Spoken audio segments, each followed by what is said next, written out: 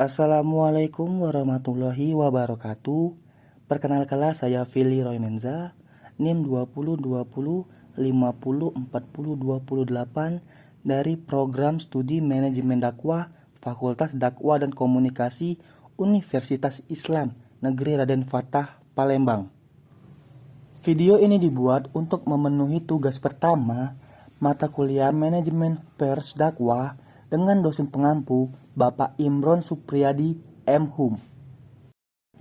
Pada kesempatan kali ini, kita akan membahas tentang manajemen. Adapun manajemen tersebut membahas tentang yang pertama, yaitu pengertian manajemen secara umum. Yang kedua, pengertian manajemen secara etimologi. Yang ketiga, ilmu manajemen menurut para ahli. Yang keempat, unsur terpenting yang terdapat dalam manajemen. Dan yang terakhir, yaitu fungsi-fungsi dari manajemen. Jadi, berikut merupakan penjelasannya. Baiklah, materi yang pertama yaitu pengertian manajemen secara umum. Secara umum, manajemen adalah suatu proses di mana seseorang itu dapat mengatur segala sesuatu yang dikerjakan oleh individu atau kelompok. Manajemen perlu dilakukan untuk mencapai segala tujuan yang telah ditetapkan menggunakan seluruh sumber daya yang ada. Jadi, kesimpulannya adalah manajemen merupakan kemampuan untuk mengatur segala sesuatu agar tujuan yang kita inginkan itu dapat kita capai dengan mudah. Selanjutnya, saya akan menjelaskan materi yang kedua, yaitu tentang pengertian manajemen secara etimologi. Secara etimologi, manajemen diartikan sebagai seni mengatur dan melaksanakan. Berdasarkan bahasa Perancis kuno, manajemen dapat diartikan sebagai usaha perencanaan, koordinasi, serta pengaturan sumber daya yang ada demi mencapai tujuan yang efektif dan efisien. Selanjutnya, kita akan membahas materi yang ketiga, yaitu tentang ilmu manajemen menurut para ahli.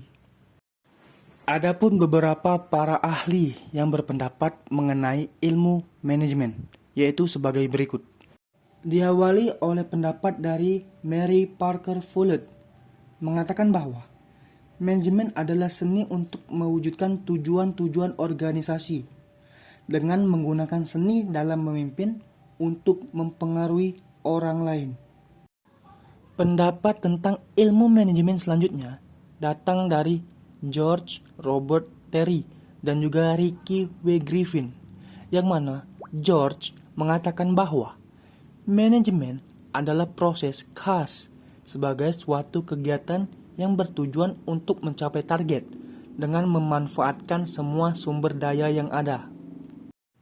Sedangkan menurut Ricky, ia mengatakan bahwa manajemen merupakan proses perencanaan, organisasi, koordinasi, dan kontrol pada sumber daya agar tujuan tercapai secara efektif dan efisien. Adapun pendapat para ahli yang selanjutnya mengenai ilmu manajemen datang dari Lawrence dan Hillman, yang mana Lawrence mengatakan bahwa manajemen sebagai keahlian dalam membangkitkan orang lain agar bersedia untuk melakukan sesuatu. Sedangkan menurut Hillman, ia mengatakan bahwa manajemen merupakan fungsi untuk mencapai suatu target melalui perantara, serta melakukan pengawasan. Dengan begitu, tujuan dapat tercapai bersama.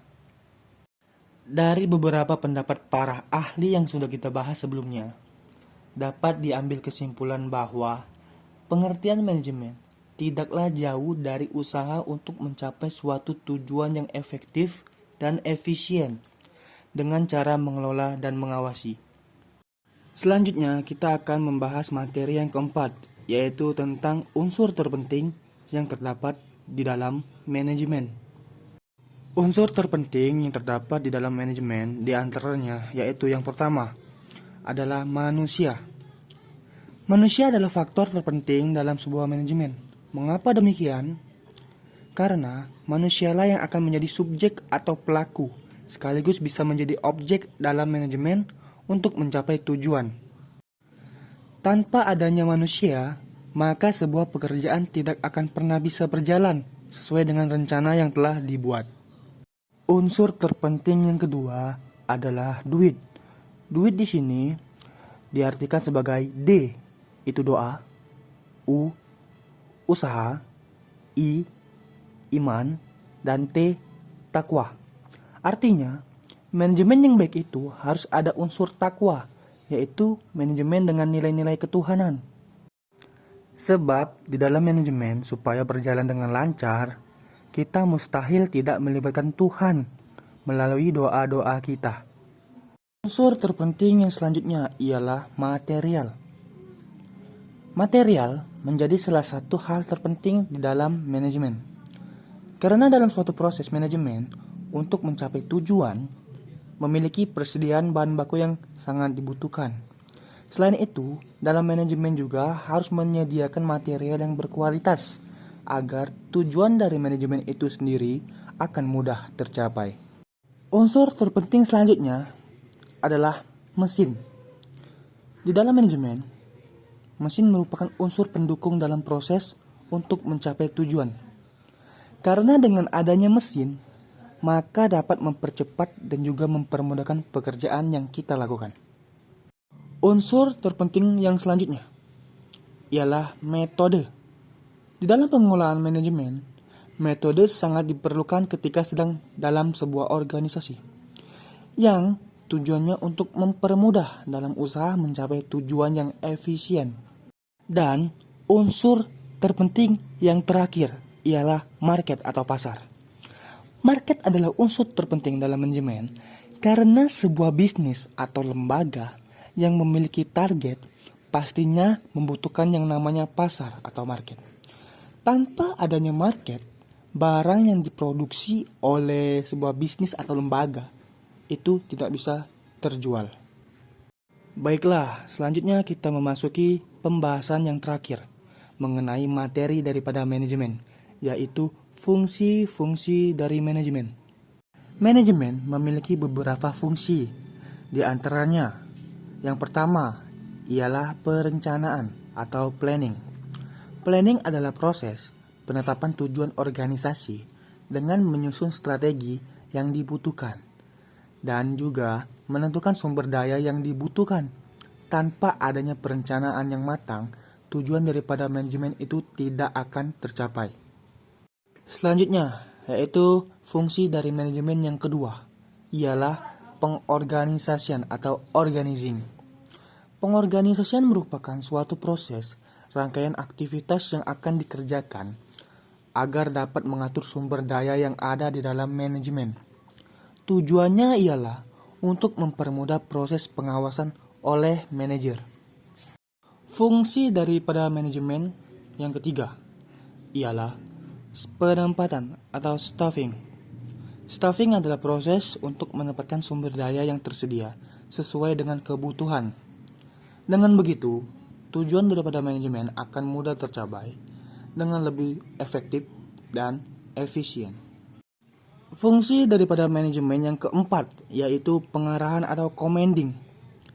Pengarahan merupakan suatu tindakan yang dilakukan dengan memberikan tugas serta membimbing dan memberi motivasi kepada sumber daya manusia yang ada agar tujuan daripada manajemen itu tercapai dengan efektif dan efisien.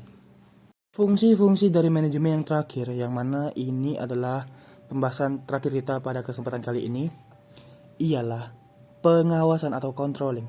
Controlling adalah sebuah proses menilai atau mengawasi suatu pekerjaan yang dilakukan oleh sumber daya manusia dengan tujuan agar kegiatan manajemen berjalan dengan lancar sesuai dengan planning yang sudah direncanakan.